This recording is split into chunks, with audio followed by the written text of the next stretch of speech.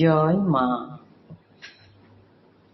স্বামী পূর্ণাত্মানন্দ মহারাজের লেখা চিরন্তনী সারদা নামক গ্রন্থ থেকে আমাদের পাঠ চলছে।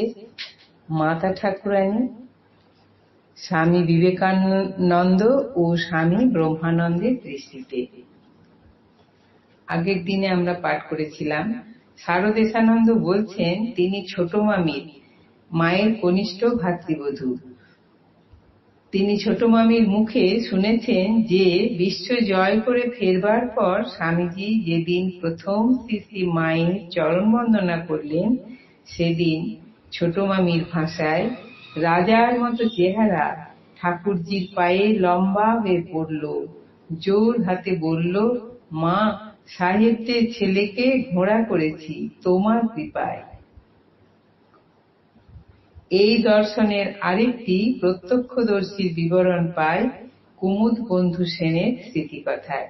তিনি লিখেছেন, মা অন্য দিনের মতো অবগুণ্ঠনে আবৃত থেকে ঘরের দরজার সামনে দাঁড়িয়েছিলেন। স্বামীজি ষষ্ঠাঙ্গে প্রণাম করলেন। সে এক স্বর্গীয় দৃশ্য। পৃথিবীখ্যাত বিবেকানন্দ শ্রদ্ধায় ভক্তিতে অনুগত সন্তানের মতো শ্রী শ্রী মাকে ষষ্ঠাঙ্গে প্রণত। দীর্ঘ 7 বছর পরে স্বামীজিকে দেখলেন শ্রী শ্রী মা। তিনিও গভীরভাবে আলোড়িত, স্থির, নির্বাক, যেন সমাধিমগ্ন। গোটা পরিবেশ অবর্ণনীয় মহিমা ও দিব্য আনন্দে পরিপূর্ণ। প্রণাম করার সময়ে স্বামীজি মায়ের পাদস্পর্শ করেননি।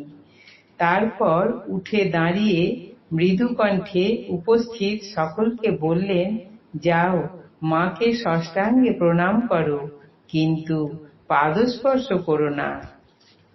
উনি এতই কৃপাময়ী, কোমল প্রাণা, স্নেহাতুরা যে কেউ ওর পাদস্পর্শ করলে উনি তৎক্ষণাৎ তাঁর জ্বালা যন্ত্রণাকে টেনে নেন নিজের মধ্যে। তার ফলে অপরের জন্য তাকে নিঃশব্দে ভুগতে হয়। একে একে ধীরে ধীরে গিয়ে ওকে প্রণাম করো, গোটা মন প্রাণ দিয়ে ওর আশীর্বাদ প্রার্থনা করো, কিন্তু মুখে কোনো কথা নয়। উনি সর্বদা এমন অতি চৈতন্য লোকে থাকেন যে প্রত্যেকের অন্তরের সংবাদ জানেন। স্বামীজির নির্দেশে আমরা সবাই গিয়ে আস্তে আস্তে মাকে ষষ্ঠাঙ্গে প্রণাম করলাম। স্বামীজি শান্তভাবে বারান্দার কোণে দাঁড়িয়ে রইলেন। আমাদের প্রণাম শেষ হলে গোলাপ মা নিস্তব্ধতা ভেঙে খুব স্নেহভরা স্বরে স্বামীজিকে ডেকে বললেন, মা জানতে চাইছেন দার্জিলিংয়ে তোমার শরীর কেমন ছিল, কোনো উন্নতি হয়েছে কি? স্বামীজি, হ্যাঁ, ওখানে আগের থেকে ভালো ছিলাম। গোলাপ মা, মা বলছেন ঠাকুর সর্বদাই তোমার সঙ্গে আছেন, তোমাকে সমাজের উন্নতির জন্য আরো অনেক কিছু করতে হবে। স্বামীজি, মা, আমি পরিষ্কার দেখছি, মনে প্রাণে অনুভব করছি যে আমি ঠাকুরের হাতের যন্ত্র ছাড়া কিছু নই। মাঝে মাঝে অবাক হয়ে ভাবি, কি করে এই সব ব্যাপার সম্ভব হচ্ছে, কি করে পাশ্চাত্যের স্ত্রী পুরুষে ঠাকুরের বাণী প্রচারে নিজেদের জীবন উৎসর্গ করতে স্বেচ্ছায় এগিয়ে আসছে। মা, আপনার আশীর্বাদ নিয়ে আমি আমেরিকায় গিয়েছিলাম। তারপর যখন বক্তৃতা করে সেখানকার লোকেদের মুগ্ধ করতে পারলাম, তাদের কাছ থেকে বিরাট সংবর্ধনা পেলাম, তখন বুঝতে পারলাম মায়ের আশীর্বাদের ফলেই এই অলৌকিক কাণ্ড ঘটেছে। এই কথায় স্বামীজি একটি পত্রে স্বামী শিবানন্দকে লিখেছিলেন, তারক ভাইয়া, আমেরিকা আসবার আগে মাকে আশীর্বাদ করতে চিঠি লিখেছিলুম।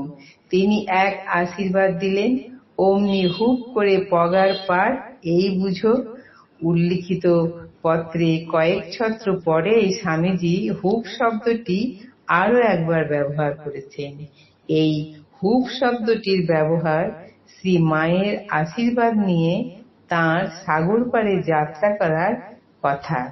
আবার কয়েক ছত্র পরে কো রাম লেখা এবং অন্য এক সময়ে শ্রীমাকে স্বামীজি, মা আপনার আশীর্বাদে এ যুগে লাফিয়ে না গিয়ে তাদের তৈরি জাহাজে চড়ে সে মূল্যকে গিয়েছি বলা থেকে মনে হয় যেন স্বামীজি এখানে মহাবীর হনুমানের মধ্যে নিজের, শ্রী মায়ের মধ্যে সীতার এবং শ্রীরামকৃষ্ণের মধ্যে রামচন্দ্রের প্রতিরূপ দেখেছেন।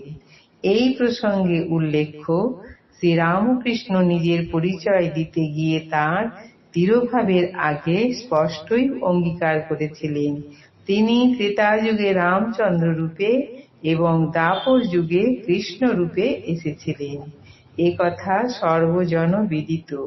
তাছাড়া শ্রীরামকৃষ্ণ সম্পর্কে স্বামীজি রচিত একটি বিখ্যাত স্তোত্রে আচণ্ডাল অপ্রতিহতরয় যস্য প্রেম প্রবাহ, স্বামীজি শ্রীরামকৃষ্ণকে রামচন্দ্র ও কৃষ্ণের অবতার রূপে বর্ণনা করেছেন। আজ এই পর্যন্তই। জননীং শারদাং দেবীং রামকৃষ্ণং জগদ্গুরুং পাদপদ্মে তয়ো স্থিত্বা প্রণমামি মুহুর্মুহুঃ। জয় মা।